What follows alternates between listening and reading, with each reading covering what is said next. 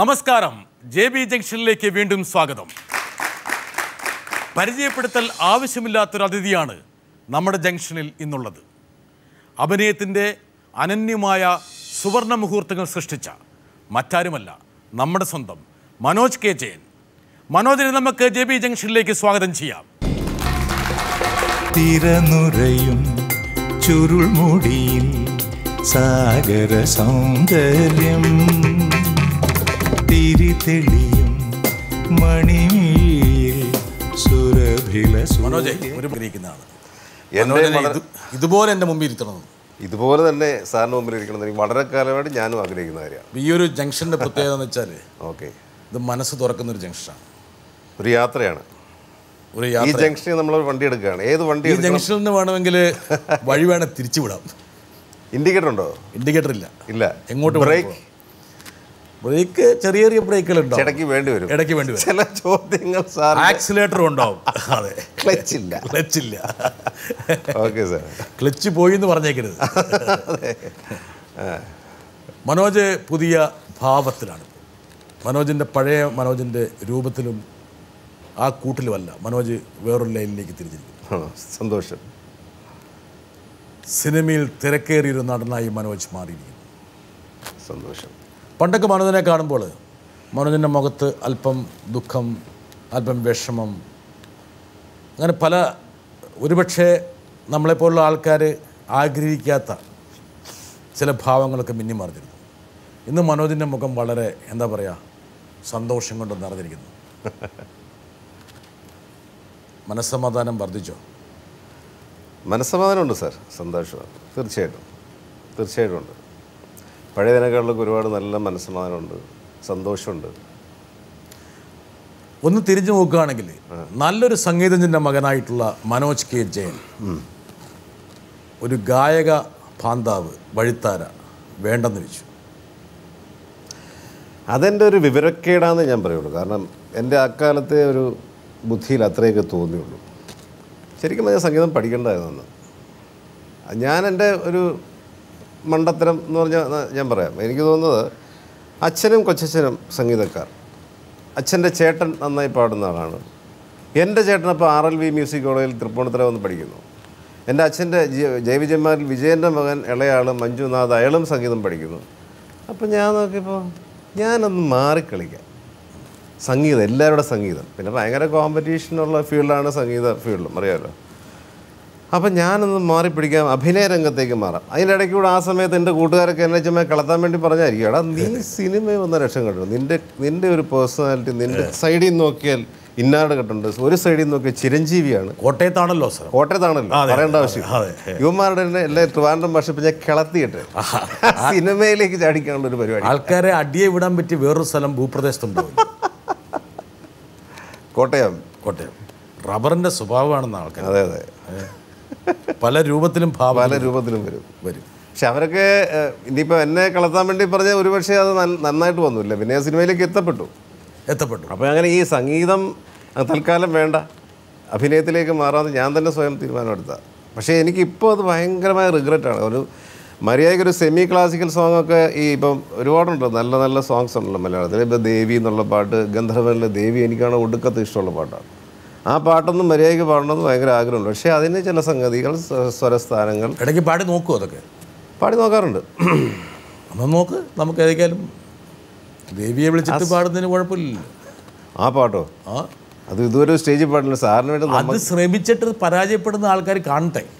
അതെ, അങ്ങനെ വേണം നോക്കാം. അതെ, അങ്ങനെ ആ രീതിയിലാണ്. ഓക്കെ. ദേവി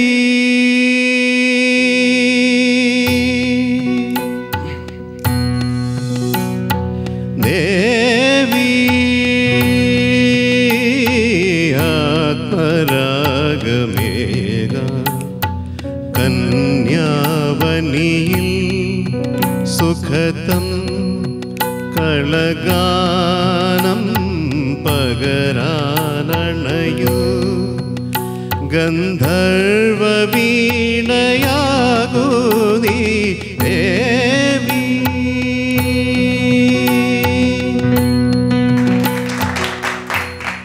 പക്ഷെ ഞങ്ങളെപ്പോലെ വലിയ സംഗീതമൊന്നും അറിയാത്തവർക്ക് അതിൻ്റെ പാകപ്പിഴകൾ മനസ്സിലാവുന്നുണ്ടാവില്ല. പക്ഷേ എങ്കിൽ പോലും ഞങ്ങളുടെ സാധാരണ ആസ്വാദക ആ ശേഷിയെ തൊട്ടുണർത്താൻ പറ്റുന്നൊരു വേണമെങ്കിൽ നമുക്കൊന്ന് പോകാം. പിന്തിരിഞ്ഞ് നോക്കുമ്പോൾ പലരെയും നമ്മൾ ഓർക്കണം, അതിൽ ഒരാളാണ്.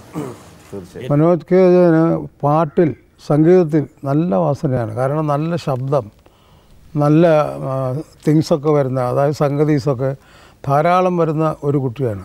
അങ്ങനെ സംഗീത വാസന ഒരാൾക്ക് കിട്ടുന്നത് വളരെ അപൂർവമാണ്. ഈ അപൂർവമായ ഈ സംഗീതം നമുക്ക് കിട്ടിയത് തന്നെ ഒരു പൂർവ്വജന്മ പുണ്യത്തിൻ്റെ ഒരു സംഗതി കൊണ്ടാണ്. അതുകൊണ്ട് ഈ കല ഏറ്റവും പരിപോഷിക്കുന്നതിന് മനോജ് എല്ലാ തരത്തിലുള്ള ഈ സംഗീത ശാഖകളിൽ പാടണമെന്നും എനിക്ക് താല്പര്യമുണ്ട്. അച്ഛൻ പറഞ്ഞത് കേൾക്കാത്ത ഒരു മകൻ്റെ ഒരവസ്ഥ. അല്ല, അച്ഛയ്ക്ക് ഭയങ്കര ആഗ്രഹമായിരുന്നു കേട്ടോ സംഗീതം. ഞാനിപ്പോൾ അടുത്ത സമയത്തൊക്കെ പലയിടത്തൊക്കെ പാടുമ്പം പുള്ളി ആഗ്രഹം കൂടിയെന്ന് വേണം പറയാം. നീ സംഗീതം പഠിക്കേണ്ടതായിരുന്നു, അതാണ് എന്നൊക്കെ പറഞ്ഞ് എന്നെ പറയാറുണ്ട്. പക്ഷേ അതൊക്കെ കേൾക്കുമ്പോൾ വീണ്ടും എനിക്ക് എൻ്റെ പഴയ പല പരിപാടികളിലും മനോജിനെയൊക്കെ വിളിക്കണമെന്ന് ഞാൻ നമ്മുടെ ചാനൽ വേദികളിൽ പറയുമ്പോൾ ഞാൻ മനോജിൽ നിന്ന് നടനെയല്ലേ വിളിക്കണമെന്ന് ആഗ്രഹിക്കുന്നത്, മനോജിൽ നിന്നുള്ള ഗായകനെയാണ് വിളിക്കണമെന്ന് ആഗ്രഹിക്കുന്നത്. ഒരു ഗായകൻ്റെ ഒരു സൗരഭ്യവും ഒരു നടൻ്റെ ഗ്ലാമറും കൂടി ഒരുമിച്ച് സ്റ്റേജിലേക്ക് വരട്ടെ എന്നുള്ളതാണ് ഞങ്ങളെപ്പോലുള്ള ആൾക്കാർ ആഗ്രഹിക്കുന്നത്. സന്തോഷം. ആ ഒരു രഹസ്യം എനിക്കറിയില്ലായിരുന്നു. തീർച്ചയായിട്ടും മറ്റ് നടന്മാരിൽ നിന്ന് മനോജിനെ വേറിട്ട് നിർത്തുന്നത് ഈ സംഗീതത്തിൻ്റെ ഭാവമാണ്. സന്തോഷം സാർ. അതിൻ്റെ ഫുള്ള് ക്രെഡിറ്റ് അവിടെയാണ്. അദ്ദേഹത്തിൻ്റെ മകനായി ജനിച്ചതുകൊണ്ടാണ് എനിക്ക്. ഞാൻ യഥാർത്ഥത്തിൽ 10 ഗുണം 10 ഗുണം എന്നവരുണ്ട്, 10 എത്തിയിട്ടില്ല. സാരി ഗാമ ഇരുന്ന് പഠിച്ചിട്ടില്ല. പക്ഷെ പലരും തെറ്റിദ്ധരിച്ചിട്ടുണ്ട്. ഇദ്ദേഹത്തിൻ്റെ മകനായതുകൊണ്ട് അത്യാവശ്യമൊക്കെ പഠിച്ച് കാണും, വീട്ടിലിരുന്ന് കുറച്ച് അങ്ങനെയൊക്കെ ചില തെറ്റിദ്ധാരണയുണ്ട്. ഒന്നും പഠിച്ചിട്ടില്ല. അതിൻ്റെ കുഴപ്പമാണ് ഒരുപാടുള്ളത്. ഈ പാടുമ്പോഴത്തേക്കും ചില പ്രശ്നങ്ങളൊക്കെ വരുന്നത്. ഒരുപക്ഷെ അമ്മയാണ് മനോജിനെ വഴിതെറ്റിച്ചെന്ന് ആൾക്കാർ പറയുന്നുണ്ട്. ഇല്ല അമ്മ എന്തിനും റെഡിയായിരുന്നു. അന്ന് അമ്മ ഒരു സ്കൂൾ ടീച്ചറല്ലേ. അതെ, സ്കൂൾ ടീച്ചർ മകൻ്റെ ആഗ്രഹത്തിന് വല്ലാതെ വഴങ്ങിപ്പോയി. അങ്ങനെ മനോജിനെ ഒരു നടനാക്കണമെന്നുള്ളൊരു ആഗ്രഹം മനോജിന് ഉണ്ടെന്നുള്ളത് മനസ്സിലാക്കി അച്ഛൻ്റെ മുകളിൽ സമ്മർദ്ദം ചെലുത്തിയത് അമ്മയാണെന്ന് പറയുന്നു. അമ്മയിലൂടെയാണ് നമ്മൾ ചെറിയ ആഗ്രഹമൊക്കെ അന്ന് പ്രകടിപ്പിച്ച്. അമ്മയോട് ഞാൻ പറഞ്ഞു ഇങ്ങനെ എനിക്കൊരാഗ്രഹമുണ്ട്. അപ്പോൾ എനിക്ക് സ്കൂളിലും കോളേജിലും ഒന്നും ഈ നാടകമോ ഏകാംഗ നാടകമോ മിമിക്രിയോ മോണോ ആക്ടോ ഇങ്ങനെ ഇതുമായിട്ട് ബന്ധപ്പെട്ട യാതൊരു കലാപരിപാടികളും എനിക്ക് ബന്ധമില്ല. അപ്പോൾ എങ്ങനെയൊരു ചവിട്ടുപടി വേണമല്ലോ, ഒരു പെട്ടെന്നങ്ങ് സിനിമയിൽ കയറാൻ പറ്റുമോ. അപ്പോൾ നോക്കുമ്പോൾ ഇങ്ങനെ ഒരു ഇൻസ്റ്റിറ്റ്യൂട്ടിൻ്റെ ഫിലിം ഇൻസ്റ്റിറ്റ്യൂട്ട് ട്രിവാൻഡ്രത്ത് തുടങ്ങുന്നു. അതിൽ തിക്കുറിശി ചേട്ടനാണ് പ്രിൻസിപ്പാളെന്ന് കണ്ടു. അങ്ങനെ അച്ഛനോട് അമ്മ ഒരു കത്തെഴുതിയല്ലേ അച്ഛൻ? കത്തെഴുതി കത്തെഴുതി ഇവനിങ്ങനെ ചെറിയ അഭിനയ ഇതൊക്കെ ഉണ്ട്, ആഗ്രഹങ്ങളൊക്കെ ഉണ്ട്. അപ്പോൾ അതൊന്ന് സാധിച്ചു കൊടുക്കുന്നത് ട്രിവാൻഡ്രത്ത് ഒരു ഇൻസ്റ്റിറ്റ്യൂട്ടാണ് തുടങ്ങുന്നു, അവനെ വിടണമെന്ന് പറഞ്ഞു. അങ്ങനെ അവർ തിരിച്ച് മദ്രാസിൽ എത്തിയപ്പോൾ എന്നെ തിക്കുറിശ്ശേൻ്റെ അടുത്ത് കൊണ്ടുപോയി. അവിടെ ചെന്ന് അദ്ദേഹത്തിൻ്റെ കാലത്തൊട്ട് വന്നിച്ച് പരിപാടി തുടങ്ങുകയും ചെയ്തു. സാധാരണ സംഗീതജ്ഞന്മാർക്കെല്ലാം നല്ല കാർക്കശ്യഭാവമുള്ളത്, ഇന്നത് ചെയ്യാൻ പാടുള്ളൂ, ഇങ്ങനെ തന്നെ ആയിരിക്കണം. പക്ഷേ മനോജിൻ്റെ അച്ഛൻ അത്രത്തോളം ഒരു കാർക്കശ്യഭാവം പുലർത്തിയില്ല. ആയിക്കോട്ടെ, നടനെങ്കിൽ നടൻ. ഇല്ല, ഇപ്പോൾ കാണുന്ന ആളല്ല. ഇപ്പോൾ കാണുന്ന ഈ സീരിയസ്നെസ് ഒന്നുമില്ല. പുള്ളി വളരെ ജോവിയലായിട്ടുള്ള വളരെ കാഷ്വലാണ്. പുള്ളിയുടെ ജീവിത രീതിയൊക്കെ അങ്ങനെയാണ്. പക്ഷേ അതുകൊണ്ട് അങ്ങനെ ഒരു ഇനി സംഗീതം പഠിച്ചേ പറ്റൂ, അങ്ങനെ വഴക്ക് കുറച്ചിൽ അടി ബഹളം അങ്ങനെയൊന്നുമില്ല. നമ്മുടെ ഇഷ്ടത്തിന് വിടുക, എന്തായാലും വേറെ രീതിയിൽ പോവില്ല. രാവിലെ എഴുന്നേപ്പിച്ച് സാധാരണ ജീവിക്കാനൊന്നും പുള്ളി ശ്രമിച്ചിട്ടില്ല. ഇല്ല, ഞാൻ പറഞ്ഞില്ല, സംഗീതമേ ഇരുന്നിട്ടില്ലല്ലോ, സരിഗമപ്പായ്ക്ക് പോലും ഇരുന്നിട്ടില്ലല്ലോ. അതൊരു അത്ഭുതമാണ്. എന്താ വെച്ചാൽ ഇതുപോലൊരു അച്ഛനെ കിട്ടിയിട്ട് ഒരു സാരി ഗാമ ഒന്നും പറയാതെ കൂടെ സ്വന്തം ജ്യേഷ്ഠൻ സംഗീതം പഠിക്കുകയല്ലേ. അപ്പം ഞാനോർത്ത് ഞാനും കൂടെ ഇറങ്ങണ്ട, നമ്മൾ വേറൊരു ലൈനിൽ പിടിക്കാം എന്ന് കരുതി. മനോജിനൊരു ഒറ്റയാൻ്റെ സ്വഭാവമുണ്ടോ?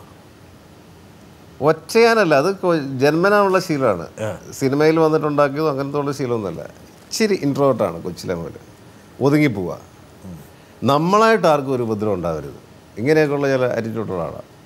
ഒരു വാക്ക് പറഞ്ഞാൽ അതിപ്പോൾ പറയണോ, പറഞ്ഞാൽ അയാൾക്ക് ഫീൽ ചെയ്യുമല്ലോ, വേണ്ട എന്നൊരു വിട്ടുകളയും. അത്രയധികം മൈന്യൂട്ടായിട്ട് പോകുന്ന ഒരാളാണ് ഞാൻ.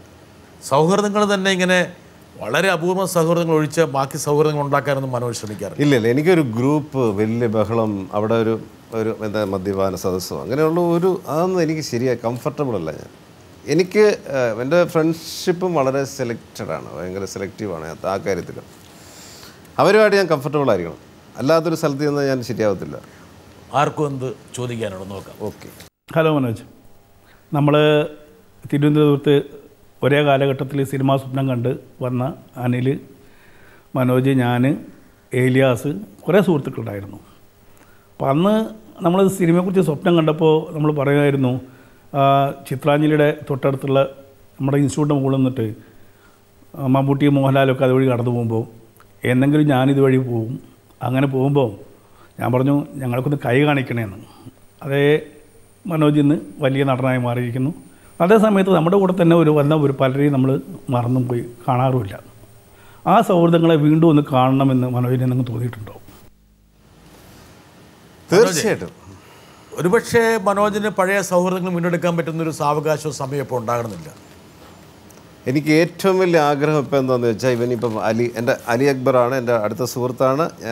എൻ്റെ ഒരു സിനിമാ ചരിത്രം എടുത്താൽ ഞാൻ എവിടെയും പറയുന്നതാണ്, മാമലകൾക്കപ്പുറത്ത് എന്ന സിനിമയാണ് എൻ്റെ ആദ്യ സിനിമ. ആ ചിത്രം റിലീസായിട്ടില്ല, അതിൻ്റെ സംവിധായകനാണ്. പക്ഷെ ഇവൻ ആ വർഷത്തെ സംസ്ഥാന അവാർഡ് കിട്ടി, പുതുമുഖ സംവിധാനമുള്ള സംസ്ഥാന അവാർഡ് കിട്ടി. നമ്മൾ കുറച്ച് കണ്ടു കഴിഞ്ഞാൽ എല്ലാം പിച്ചക്കാരെ പോലും ആ അവസ്ഥയിലിരിക്കുക. സിനിമയിൽ വന്നു തുടങ്ങിയ സമയമല്ലേ, ഗ്ലാമർ എന്നൊരു സാധനം ആർക്കില്ല, സിനിമാക്കാരെന്ന് പറയത്തില്ല. അങ്ങനെയുള്ളൊരു സിനിമ 3.5 ലക്ഷം രൂപയും കൊണ്ട് ഫസ്റ്റ് കോപ്പി ആയ സിനിമയാണിത്.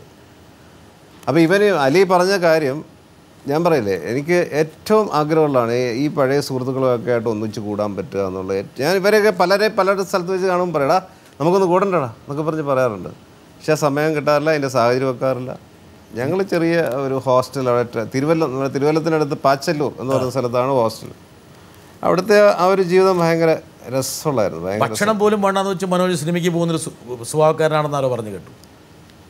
ഭക്ഷണം ഞാൻ നേരെ അവിടുന്ന് പാച്ചല്ലൂർ നിന്നൊരു ബസ് പിടിക്കുക, ശ്രീപത്മനാഭയിലോ കൃപയിലോ അവിടെയൊക്കെ വന്നിട്ട് പടം കണ്ടിട്ട് നമ്മുടെ ആ ലൂസിയുടെ ഓപ്പോസിറ്റിലൊരു കമ്പിപ്പടിയാണ്, അവിടെ എങ്ങനെ നിൽക്കും. സിനിമാ സ്വപ്നങ്ങളാണ് മൊത്തം. ലൂസിയിലോട്ടാണ് നോട്ടം. ഇവിടെയൊക്കെ എന്ന് താമസിക്കാൻ പറ്റും. നമ്മുടെ പഴയ സാജൻ്റെ അപ്പോൾ ഒരു 9:45 പൂവാർ വിഴിഞ്ഞം ബസ് വരും. അതേ കയറി മുഴുവൻ മീനിൻ്റെ മണമുള്ള കമ്പി, കാരണം മുഴുവൻ മീൻകരാണ്.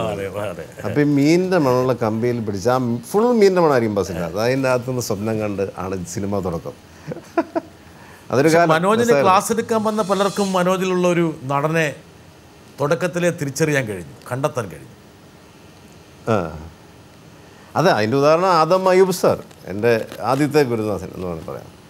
അയ്യൂബ് സാറ്, ഞാൻ സത്യം പറഞ്ഞാൽ എനിക്കിത് ഇവിടെ കണ്ടു, ഇവിടെ ഒരു സർജറി നടന്നു ഇൻസ്റ്റിറ്റ്യൂട്ടിൽ പഠിക്കുമ്പോൾ തന്നെ. അപ്പോൾ ഈ ഡിപ്ലോമ കോഴ്സും പരീക്ഷയൊന്നും ഞാൻ എഴുതാൻ നിന്നില്ല.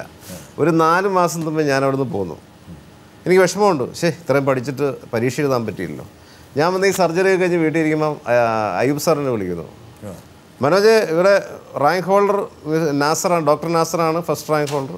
മനോജ് എഴുതാൻ പറ്റിയില്ല, കുഴപ്പമില്ല, പക്ഷെ നല്ലൊരു അവസരം വരുന്നു, ഞാനൊരു സീരിയൽ സംവിധാനം ചെയ്യാൻ പോകുന്നു, മനോജാണ് അതിൽ നായകൻ. ഞാൻ ഞെട്ടി. എടാ ഞാൻ പരീക്ഷ പോലും എഴുതാന്നില്ല, എനിക്ക് റാങ്ക് പോലും ഒന്നുമില്ല, ഇത് കൊള്ളാല പരിപാടി. ഇപ്പോൾ സാറ് ഭയങ്കര സന്തോഷത്തിൽ വിളിച്ചു പറഞ്ഞു. അങ്ങനെയാണ് ഈ കുമളകൾ സീരിയലിലേക്ക് എത്തപ്പെടുന്നത്. കുമളകൾ സീരിയൽ എൻ്റെ ഒരു ആദ്യത്തെ ഒരു ബ്രേക്കാണ് തീർച്ചയായിട്ടും. ആദം അയ്യൂബിന് എന്തോ പറയാനുണ്ട്? ശരി സാർ.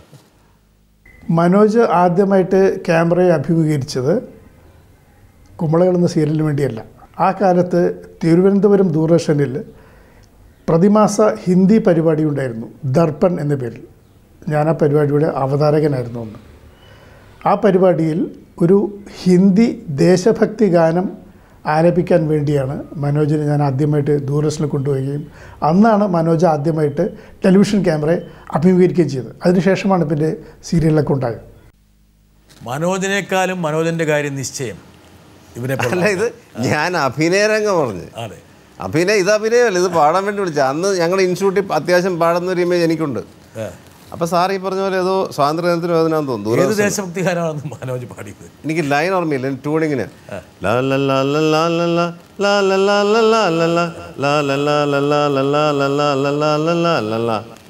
ഇങ്ങനെ ഒരു സാധനം. അപ്പം 4 പേരിങ്ങനെ നിരന്ന് പാടും, ഒരേ യൂണിഫോം ഒക്കെ ഇടാം. ദൂരദർശനം അങ്ങനെയാണല്ലോ, ജുബ്ബ ഇതിട്ട്. ഞാനിത് വരുന്നതെന്ന് നമ്മുടെ ആയുർവേദ കോളേജില്ലേ, ആയുർവേദ കോളേജിൻ്റെ ഓപ്പോസിറ്റ് TV ഷോറൂം. അന്ന് ബ്ലാക്ക് ആൻഡ് വൈറ്റ് TV ഉള്ളൂ, കളറായിട്ടില്ല. ട്രിവാൻഡ്രത്തും കോട്ടയത്തും കാലിക്കട്ടും മാത്രമേ TV കാണാൻ പറ്റുള്ളൂ. അപ്പോൾ ഞാൻ ട്രിവാൻഡ്രത്തുള്ളതുകൊണ്ട് പോയി ആ വഴി സൈഡിൽ പോയി ഇങ്ങനെ നോക്കാം, ആദ്യമായിട്ട് TV വരുന്നതല്ലേ. ഇടയ്ക്കിടയ്ക്ക് 1-2 ക്ലോസപ്പൊക്കെ ഒന്ന് പോയി ഹാപ്പി. അങ്ങനെ സാറ് പറഞ്ഞത് ശരിയാണ്. അതിലൂടെ പക്ഷേ അഭിനയരംഗം എന്ന് പറയുന്നത് സാറിൻ്റെ സീരിയലാണ്, മറ്റേതൊരു പാട്ടാണ്. ശരി, ആദ്യമായിട്ട് ക്യാമറ അഭിമുഖീകരിച്ചത് ഈ ദൂരദർശൻ്റെ ഈ ക്യാമറയിലാണ്. സാറിൻ്റെ സീരിയലിലേക്ക് അഭിനയിക്കാൻ പോകുമ്പോൾ മനോജ് ചിന്തിച്ചു ഇതൊരു പക്ഷേ വെള്ളിത്തിരയിലേക്കുള്ള ഒരു പ്രവേശന കവാടമായിരിക്കും? ഈ സീരിയൽ അഭിനയിച്ചുകൊണ്ടിരുന്ന സമയത്ത് കാണികളും നമ്മുടെ കൂട്ടത്തിലുള്ള ആൾക്കാരും മറ്റേ അയൂബ് സാറും ഒക്കെ എന്നെ ഒരു പ്രതീക്ഷ തന്നിരിക്കുന്നു. ഈ സീരിയലിൽ വെളിവന്ന മനോജിന് ഗുണമുണ്ടാവും, കാരണം നന്നായി ചെയ്തു വരുന്നുണ്ട് എന്നുള്ളൊരു പേര് അവിടെ സെറ്റിൽ മൊത്തത്തിലുണ്ടായിരുന്നു. അപ്പോൾ ഒരു ചെറിയ പ്രതീക്ഷ, എവിടെയോ ഒരു ചെറിയ തിരുനാളം എവിടെയോ കത്തി. അന്നത്തെ ആ സീരിയലിൻ്റെ ദൃശ്യങ്ങളൊക്കെ ഇപ്പം മനോജിന് കാണാൻ പറ്റുമോ? ഉണ്ടോ? താങ്ങാൻ പറ്റുമോ അത് കാണുമ്പോൾ? ഒരു രക്ഷയില്ല. ഒരിക്കലും കാണണമെന്ന് ഭയങ്കര ആഗ്രഹമുണ്ട്. ഒരിക്കലും ഭാര്യയൊന്നും കാണിച്ചേക്കരുത്. ഒരിക്കലും കണ്ടാ ഇപ്പം ഇന്ന് ഡിവോഴ്സ് ആകുമോ? ഇല്ല, എനിക്ക് ഏറ്റവും ഇഷ്ടം ഇപ്പോൾ അത് കാണാനാണ്. എൻ്റെ ഏറ്റവും നല്ല സർഗമോ അല്ലെങ്കിൽ പഴശ്ശിരാജയെ കാണുന്നതിനേക്കാൾ ഇപ്പോൾ കാണാൻ എനിക്കിഷ്ടം കുമ്പള